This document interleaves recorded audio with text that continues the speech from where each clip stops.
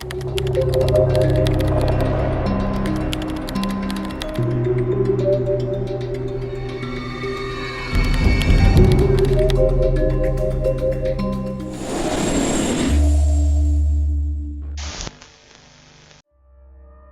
Santa Catarina, Brazil, the life of Voldemir Huckler was a portrait of industrious responsibility. A driver, a rancher, a kind man known for his booming laugh and big heart. But for decades, Voldemir had been living a truth that was anything but simple. He had two families. He was married to Jeanette, the woman he loved and with whom he raised two sons, Jonathan and Matthias. But he also had a daughter, Gabriela, with Claudia Fernandez Taberes, a former teacher turned rival. The betrayal was a jagged, open wound in their lives, but it was Jeanette's decision to stay that fueled the conflict. And it was Claudia's refusal to accept her secondary role that became an obsession. For years, Claudia waged a war of harassment. She stalked Voldemir and Jeanette on the streets, forcing Jeanette to literally hide in her own car to escape the unsettling pursuit. Claudia's phone calls were a relentless terror, a stream of taunts, threats, and claims of disgust that echoed through Jeanette's home. The tension was a suffocating pressure that finally forced Jeanette to make a heartbreaking choice. She packed Voldemir's things and left them on Claudia's doorstep.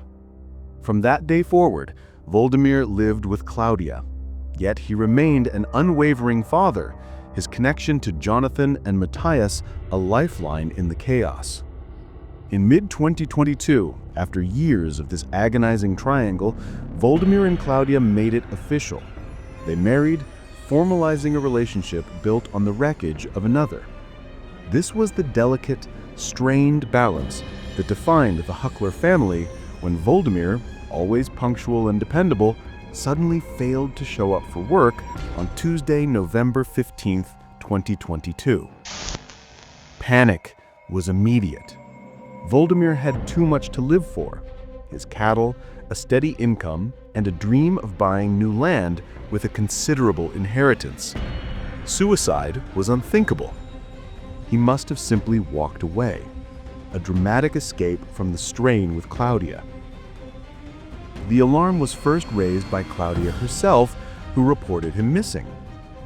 But the real search was led by his sons, Jonathan and Matthias, who scoured the fields and roads their father frequented.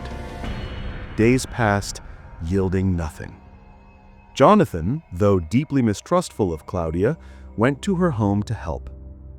The atmosphere was already thick with police, firefighters, and neighbors, a frantic communal search effort. That night, Jonathan and his wife decided to stay, hoping for a miracle. Claudia refused to sleep in their marital bed. Instead, she chose the living room sofa, claiming she wanted to be alert if Voldemir walked through the door. From her spot, she had a clear, unobstructed view of one appliance: the refrigerator. When Jonathan went to get a glass of water, the simple act of opening the refrigerator door elicited a sudden, tense flinch from Claudia. Jonathan, stressed and grieving, dismissed it as shock. But over the next 3 days, the behavior grew stranger. Claudia took complete, bizarre control of the food. She would not allow anyone else to open the refrigerator or the freezer, insisting on personally handing out every meal to the search volunteers filling her home.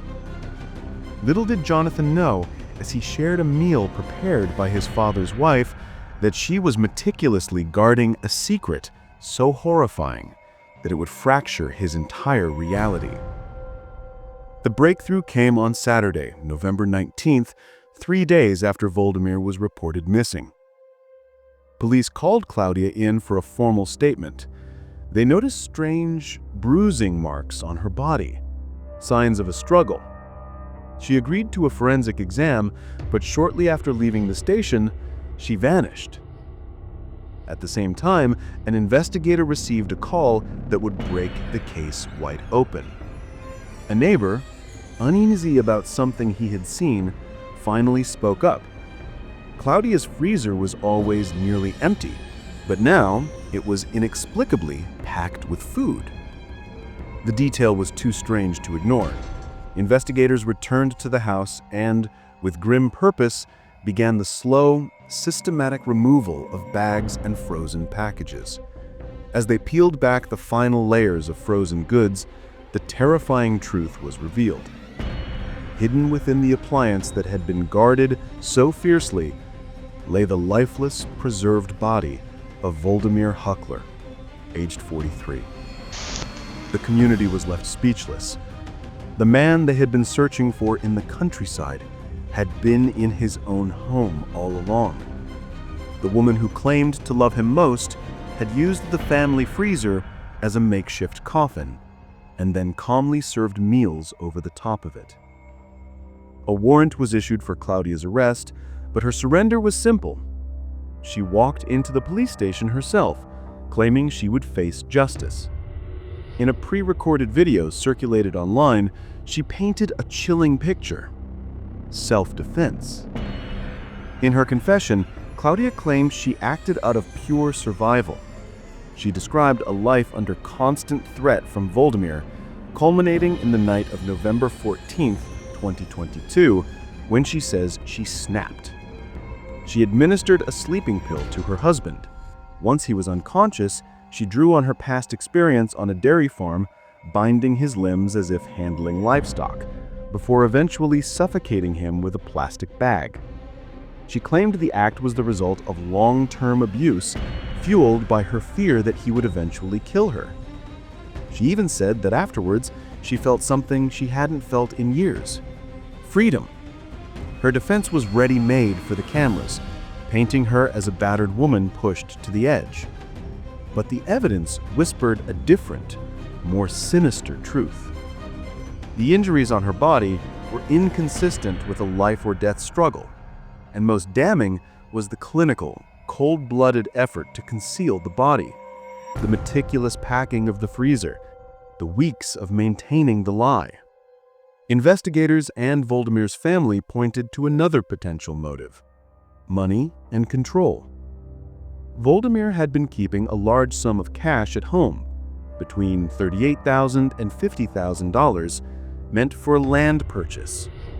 Family members suspected she acted before Voldemir could install new security cameras, which would have limited her movements and revealed her secrets.